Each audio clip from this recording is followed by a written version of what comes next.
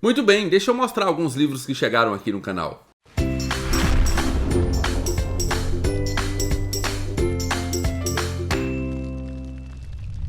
Olá pessoal, sejam bem-vindos ao canal Livros e Teologia. Meu nome é Rafael Pablo e hoje eu estou aqui então para mostrar alguns livros que chegaram aqui no canal. Eu quero mostrar 5 livros, existem outros livros que chegaram aqui nesses últimos meses. Então nessa semana nós vamos ter uns 2 book hauls, na próxima semana mais uns 2 book hauls para me mostrar tudo que chegou aqui no canal, seja através ali da Amazon, do Prime Day. Eu comprei algumas coisinhas nessa promoção, não estava tão bom assim, mas eu acabei aproveitando alguma coisa, seja através ali de adquirir livros na Antioquia Books, a maior e melhor livraria do Centro-Oeste. O link para Antioquia Books também está aí na descrição, ou seja através de editoras que me enviaram algum material, ok? Então quero apresentar todos esses livros para vocês. Então essas 2 próximas semanas serão semanas de book haul. Simbora então para esses livros, mas não sem antes te convidar a se inscrever no canal, acionar o sininho e caso você possa, torne-se membro do canal e ajude o Livros e Teologia a ir mais longe.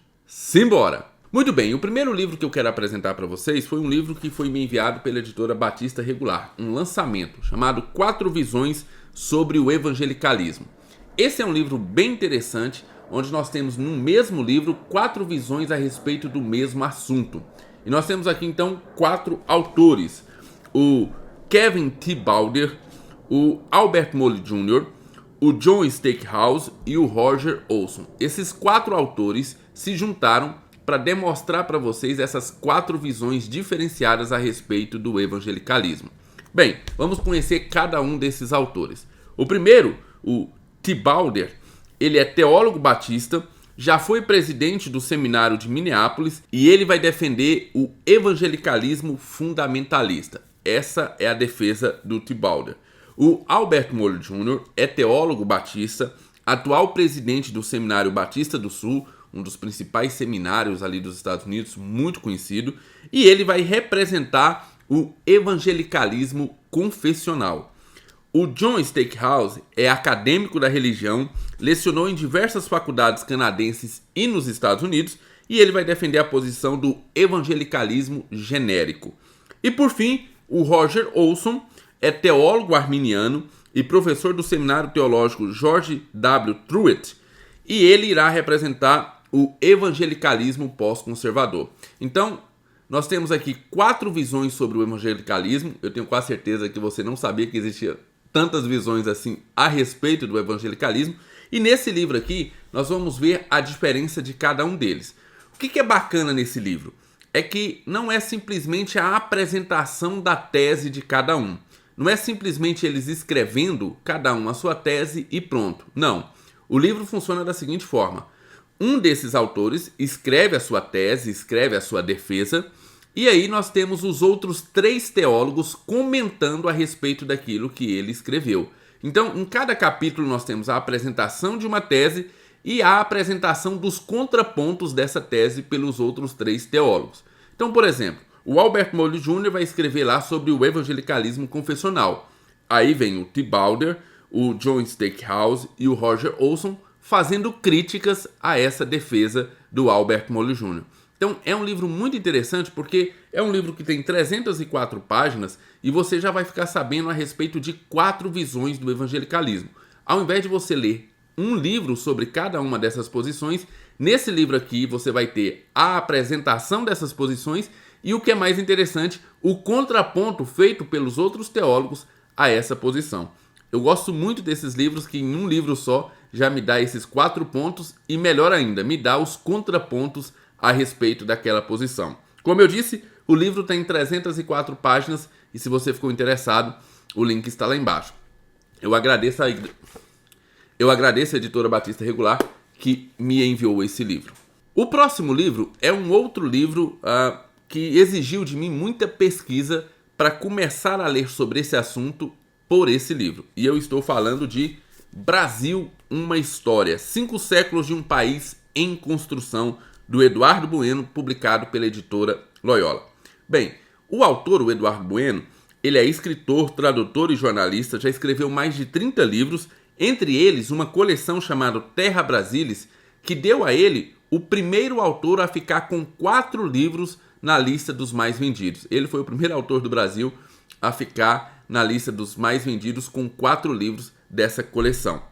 Bem, esse livro aqui é o livro que eu escolhi para começar a ler sobre a história do Brasil. Eu quero começar a ler um pouquinho para entender um pouco mais o nosso país.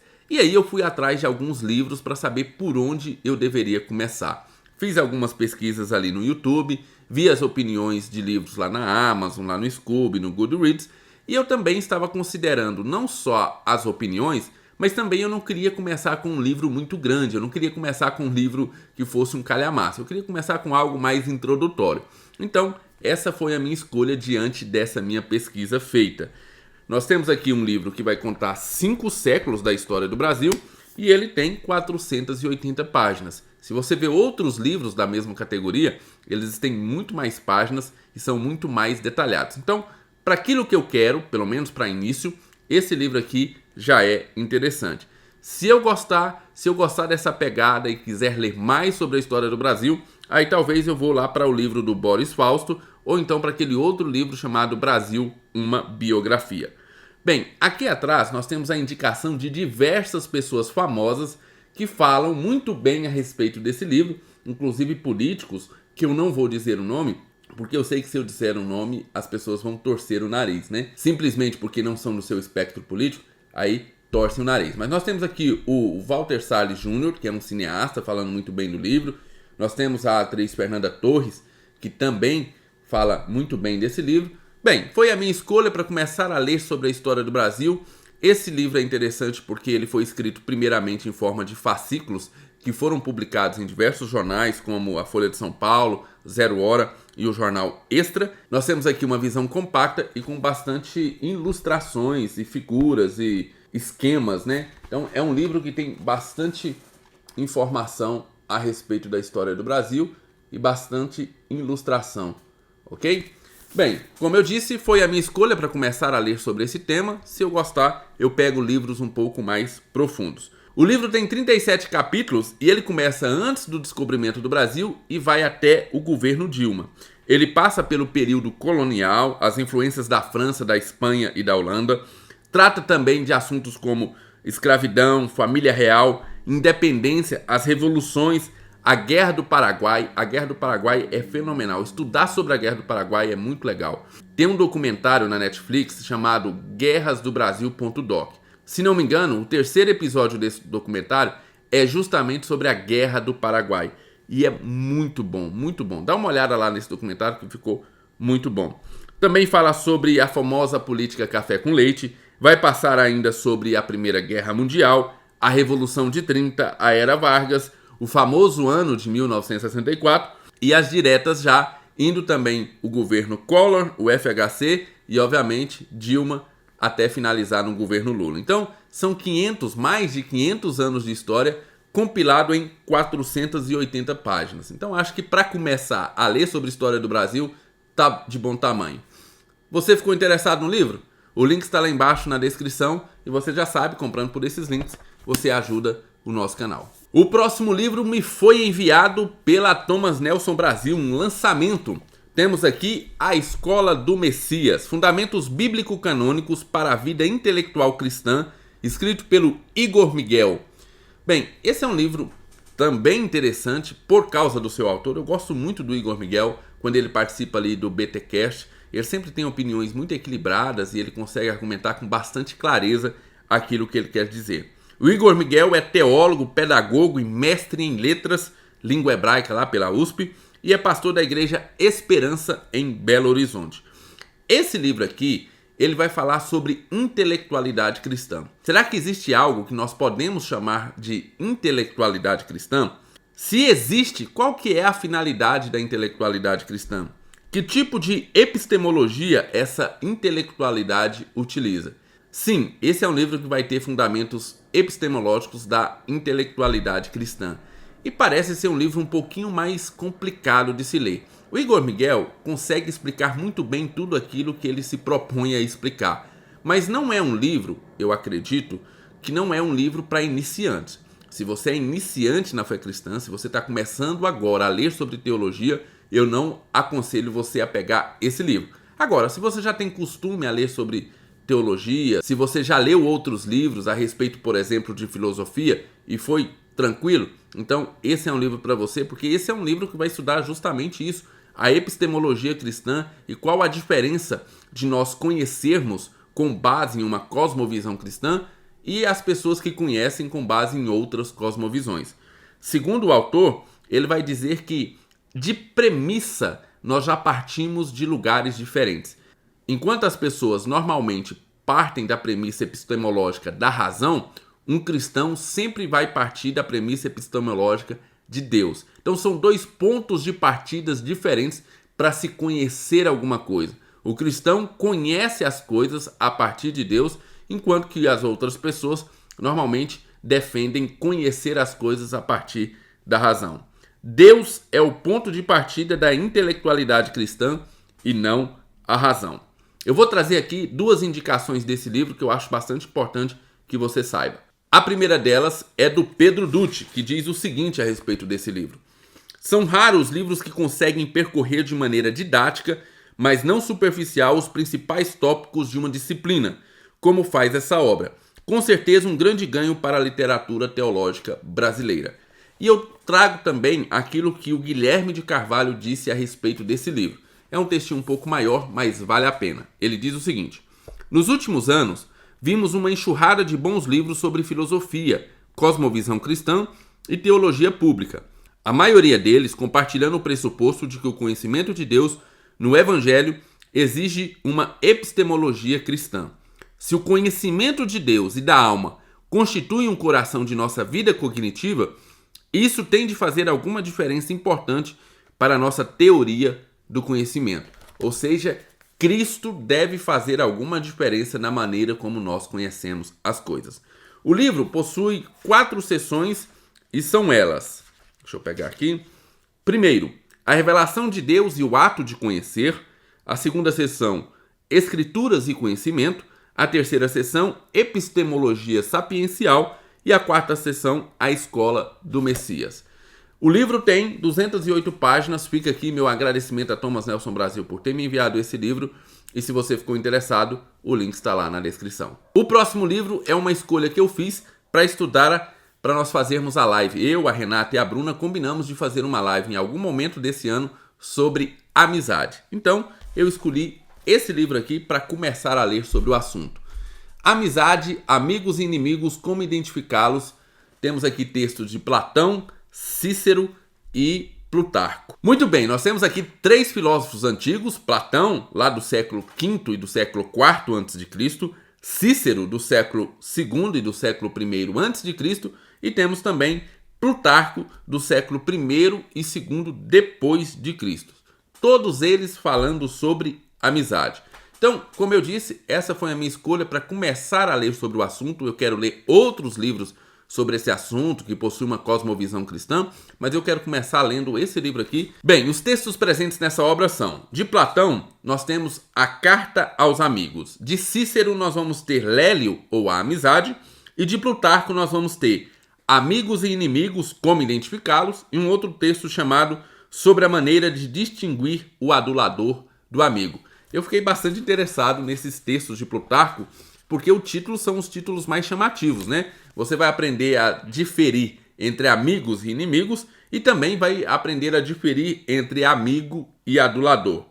Bem, aqui atrás nós temos uma sinopse bem interessante, eu vou ler apenas uma parte dela. Diz o seguinte: esses 3 gênios da filosofia nos brindam com seus pensamentos a respeito de um dos sentimentos mais nobres da existência humana, ao mesmo tempo em que ressaltam a importância dos amigos em nossas vidas.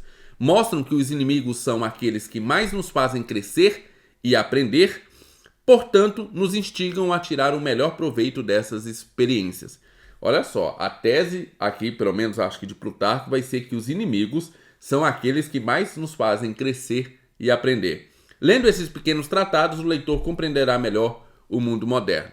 Muito bem, o livro tem 191 páginas e você já sabe, o link está lá embaixo. Eu quero finalizar apresentando o último livro, que se chama Modernos Degenerados, a modernidade enquanto racionalização da perversão, do E. Mike Jones, David Editorial. Se você não está reconhecendo esse autor, esse é o mesmo autor lá do Libido Dominandi. Veja, ele é um professor católico ultraconservador e ele é o mesmo autor lá do Libido Dominandi. Teve até uma confusão com esse autor, que foi a retirada dos livros dele lá da Amazon. A Amazon falou que ia retirar a venda dos livros dele, isso por causa das posições que o autor tem. O autor, como eu disse, é um católico ultraconservador, então possui posições que hoje são consideradas polêmicas, como por exemplo o seu combate ferrenho ao aborto. Além disso, ele foi despedido da Universidade de Indiana também por causa das suas posições. É um autor bem polêmico, ele flerta muito ali com teorias da conspiração, então por isso ele é odiado por muitos e amado por alguns. E eu vi uma entrevista dele, quando eu estava pesquisando para fazer esse vídeo, lá em um site chamado Brasil Sem Medo. Eu tenho medo de ver uma entrevista num site onde nós temos o nome de Brasil Sem Medo. Eu não conheço o Brasil Sem Medo, mas eu tenho muito medo dessas pessoas tipo Brasil Sem Medo, Brasil Paralelo, essas pessoas que fazem revisionismo histórico. Mas tem uma entrevista bem interessante lá dele que explica muito bem qual que é a ideia desse livro.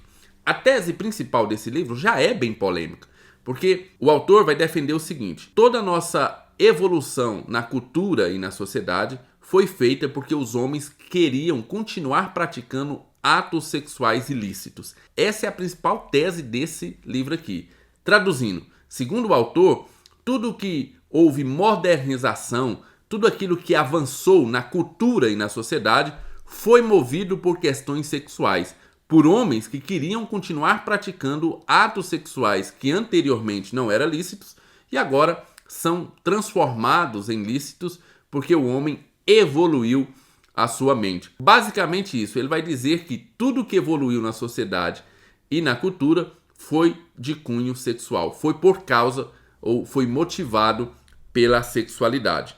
Lá atrás, nós temos uma boa citação a respeito de Agostinho. As vidas dos modernistas são, portanto, uma prova incrível do poder e do alcance da lei moral.